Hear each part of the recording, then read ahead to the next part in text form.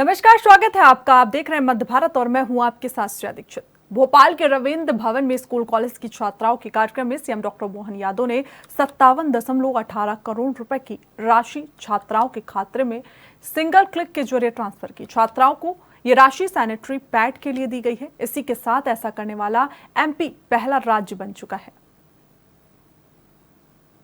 CM Mohan Yadav ने प्रदेश की लाडली बहनों को रक्षाबंधन से पहले बड़ा तोहफा दिया।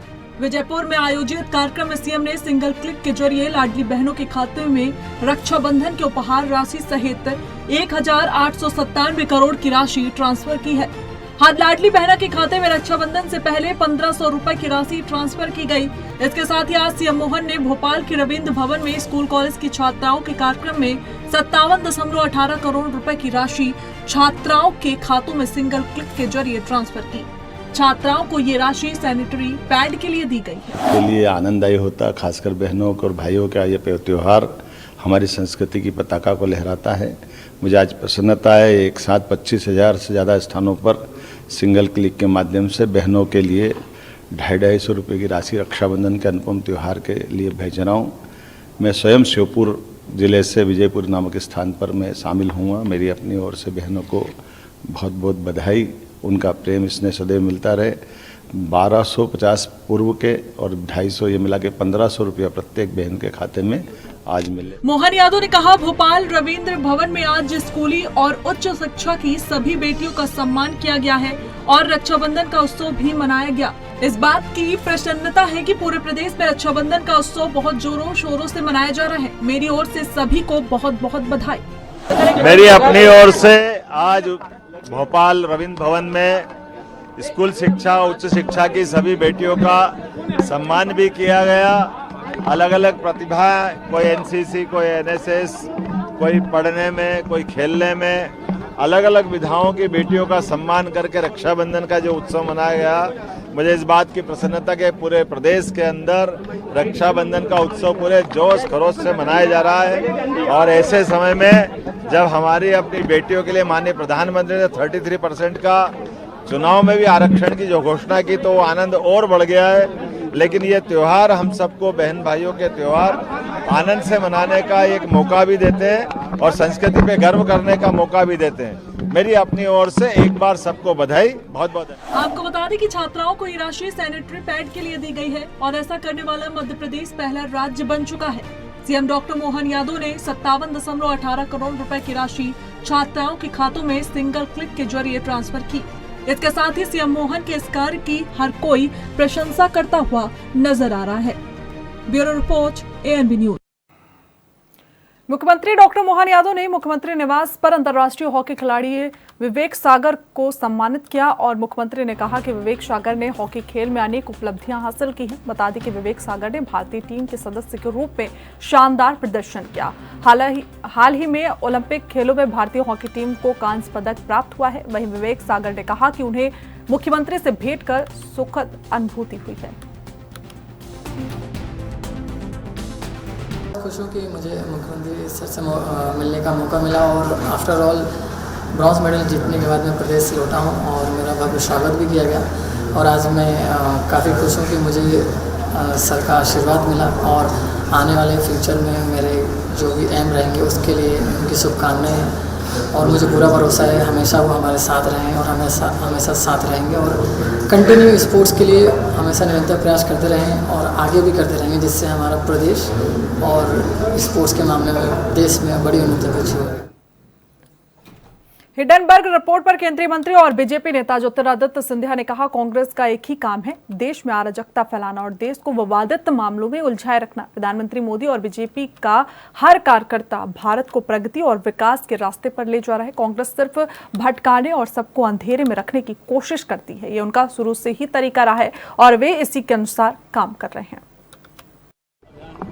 हर घर तिरंगा अभियान भारत के प्रजातंत्र का सबसे बड़ा अभियान है। भारत का एक एक नागरिक गर्व और प्रफुल्लता के साथ अपने घर पर तिरंगा लहराए और आप सबसे भी मैं निवेदन करना चाहता हूँ, भारत की आन बान और शान हमारा तिरंगा है और इस अभियान को घर घर तक पहुँचाने के लिए एक एक नागरिक तन मन के साथ मेहनत कर रहे हैं। मेरा पोस्ट ऑफिस विभाग भी हमारे 1,64,000 डाक घर पूरे देश में तिरंगे को पहुंचाने के लिए अपनी पूरी मेहनत कर रहे हैं। मुझे विश्वास है कि जैसे पिछले वर्षों में करोड़ों झंडों के आधार पर हर व्यक्ति ने अपना मान और सम्मान के आधार पर तिरंगे को अपने घर पे लहराया था, इस वर्ष भी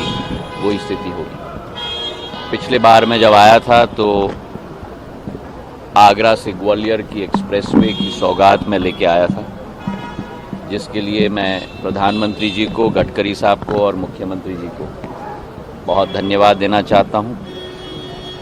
ये ग्वालियर की फ़िज़ा को बदलेगी जैसे इस एयरपोर्ट ने ग्वालियर की फ़िज़ा को बदला है। और मुझे इस बात की बड़ी खुशी है कि आज जो फ्लाइट में मैं आया 185 में से 175 यात्री आए, मतलब करीब 95% फ्लाइट हमारा अब भर चुका है और यही एक यात्रा चलती रहे।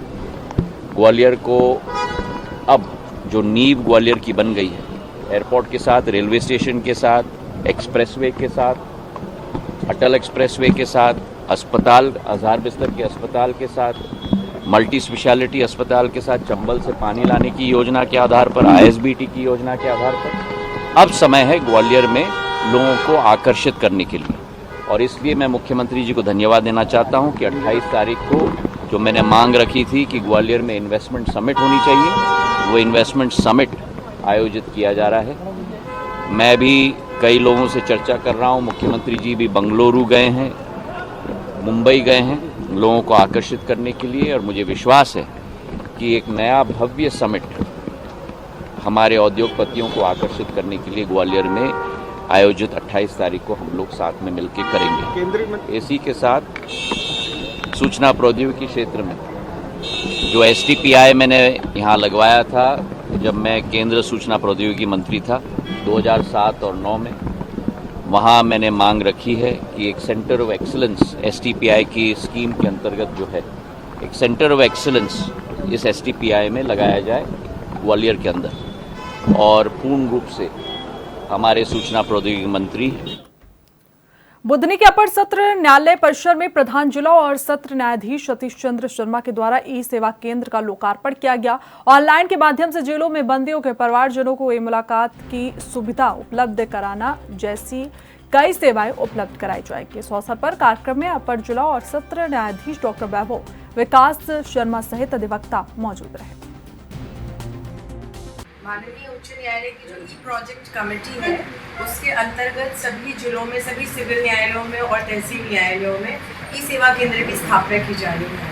और इन ई सेवा केंद्रों का उद्देश्य ये है कि जो आम जनता है वो डिजिटलाइजेशन के माध्यम से ऑनलाइन ही सारी जानकारी प्राप्त कर सकती है। अधिवक्तागण के लिए भी स्पेशली ये बहुत अच्छी सुविधा है कि उनको फिजिकली जाके विजिट नहीं करना पड़ेगा केसों की जानकारी के लिए, चाहे कॉपिंग हो चाहे फाइलिंग हो, सारी जानकारी डिजिटल मोड से ई सेवा केंद्रों के माध्यम से मुहैया कराई जाएगी। इसके पहले हमारे जो सेक्शंस हुआ करते थे उन सेक्शन से और कंप्यूटर सेक्शन के थ्रू हमें प्रोसीडिंग करते थे, लेकिन अब सेपरेटली हम ई सेवा केंद्र के माध्यम से स्पेसिफिकली ये डिजिटलाइजेशन मोड जो है वो स्टार्ट कर रहे हैं। और हमारे जो माननीय प्रधान जिला एवं सत्र न्यायाधीश महोदय श्री सतीश चंद्र शर्मा जी, उनके निर्देशन एवं मार्गदर्शन में सारे ई सेवा केंद्रों का निर्माण हुआ है और बहुत ही सारी तहसीलों में इसका निर्माण लगभग कंप्लीट हो चुका है और 2 जगह इनॉग्रेशन हो चुका है और बैक टू बैक जो बाकी 2 और बचे हैं उसका भी। खबरें और भी, वक्त एक छोटे से ब्रेक का।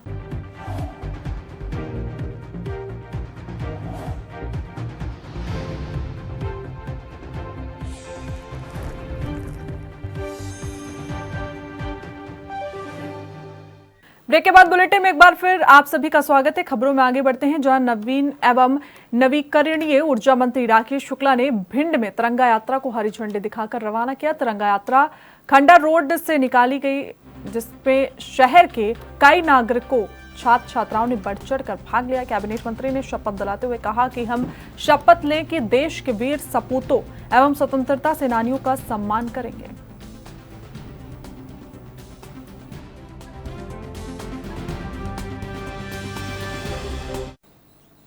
जसपुर जिले में बिजली विभाग की बड़े लापरवाही का खामियाजा ग्रामीणों को भुगतना पड़ रहा है। बार बार पावर कट होने से ग्रामीण क्षेत्र में हाथी, सर्पदंश और करंट की चपेट में आने से जन हानि की घटना सामने आ रही है। दरअसल ऐसा ही दर्दनाक हादसा बीती रात सामने आया, जहां बिजली पावर कट की वजह से बगीचा अनुविभाग में 7 मौतें हुई है, जिसमें हाथी के कुचलने से एक ही परिवार के 3 सदस्य सहित 4 लोगों की मौके पर ही मौत हो गई। वहीं एक के 23 वर्षीय युवक की बिजली के करंट की चपेट में आने से मौत हो गई।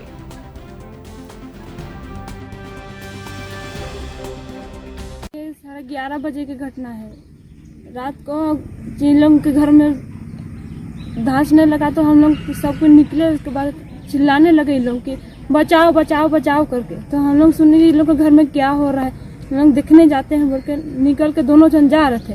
मैं सामने ही पहुंच गई थी, फिर मैं भाग गई लेकिन वो भागे नहीं सके।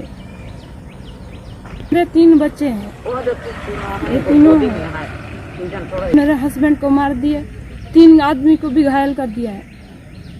मार दिलक और मोर पति खत्म हो गलक, मोर बेटी एक ठो खत्म हो गलक, एक ठो बेटी मोर जाता रहो के निकलाई, एक ठो देवर मोर खत्म हो गलक। पति का नाम राम केशवर, पड़ोसी का नाम आश्विन और मोर देवर का नाम अजय हवे और मोर बेटी का नाम रबिता। क्योंकि अगर लाइट दिखता है तो हाथी जो है उस जगह जो है विचरण नहीं करता है, अपना रास्ता बना के निकल जाता है। लाइट नहीं होने के कारण जो है और विगत कई दिनों से बगीचा के अंदर में लाइट का समस्या चल रहा है। ये घोर जो है बिजली विभाग की लापरवाही है। बिजली विभाग को पहले आगाह किया गया था कि हाथी जो है नगर पंचायत के आसपास में विचरण कर रहा है और लाइट जो है इसके लिए जो है आप जो है पूरी व्यवस्था रखें लाइट की, ताकि लाइट ना कटे और आसपास के जो है गांव जो है किसी प्रकार का गांव में नुकसान ना हो। उसके बाद में भी जो है लाइट नहीं रहने के कारण जो है ये नगर पंचायत के अंदर में घटना घटी और मैं जो है पीड़ित परिवार को संवेदना प्रकट कर रहा हूँ। बीती रात को गम्हरिया स्थित ग्राम के 4 लोगों को कल हाथी ने मारा है और शोकाकुल परिवार से मिलने आई थी और भारतीय जनता पार्टी के सभी वरिष्ठ कार्यकर्ता, नगर पालिका के सब पंचायत के सभी पार्षदगण और वन विभाग के डीएफओ, एसडीएम सभी ने मिलने, सब कोई गए मिलने। भगवान शोकाकुल परिवार को इस दुख की घड़ी में सहने की शक्ति दे। दुख में और जिस प्रकार घटना हुआ है बहुत ही हृदय विदारक घटना है। भगवान ना करे किसी के परिवार में ऐसा हो और इस प्रकार की घटना से निपटने के लिए सारे वन विभाग की अमला लगी हुई है ताकि आगे घटना ना हो। खमटादाड़ का रहने वाला एक 23 वर्षीय युवक प्रभाकर एक्का सुबह नहा करके अपने मोबाइल को चार्जिंग लगाने के लिए प्लग में लगाया, उसी दौरान उसे बिजली का करंट लग गया जिससे उसकी मौत हो गई, जिसे पोस्टमार्टम कराया गया। भिंड जिले के मेहगांव क्षेत्र में भारत का सुप्रसिद्ध दंदौरा धाम मंदिर है। यहाँ मंगलवार और शनिवार के दिन हजारों की संख्या में भक्त पहुंचते हैं और भगवान की पूजा अर्चना कर आशीर्वाद लेते हैं। वहीं बीते शनिवार की देर शाम हुई बरसात का पानी मंदिर के गर्भगृह तक पहुंच गया। बताया जा रहा है कि मंदिर समिति के द्वारा कई बार प्रशासन से नाले बनवाने की गुहार लगाई गई, लेकिन अब तक नाला नहीं बन सका है, जिसकी वजह से पानी की निकासी नहीं हो पाई और बारिश का पानी गर्भगृह और मंदिर परिसर में भर जाने की वजह से मंदिर में आने वाले भक्तों को काफी परेशानियों का सामना भी करना पड़ रहा है।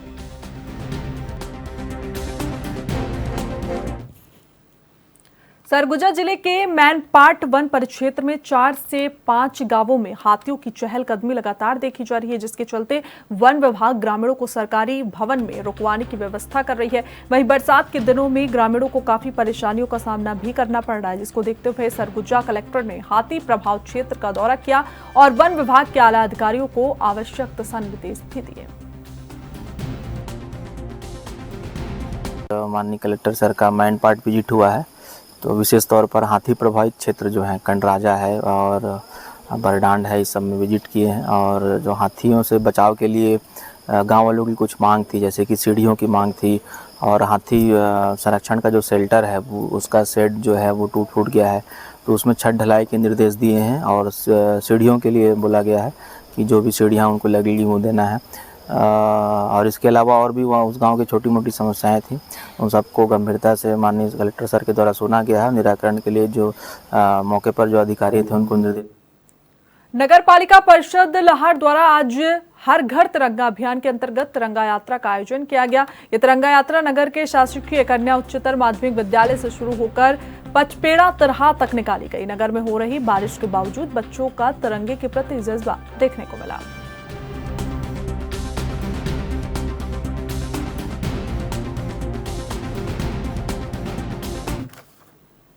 फिलहाल बुलेटिन में बस इतना ही। देश दुनिया की तमाम जानकारी के लिए बने रहिए ANB न्यूज के साथ।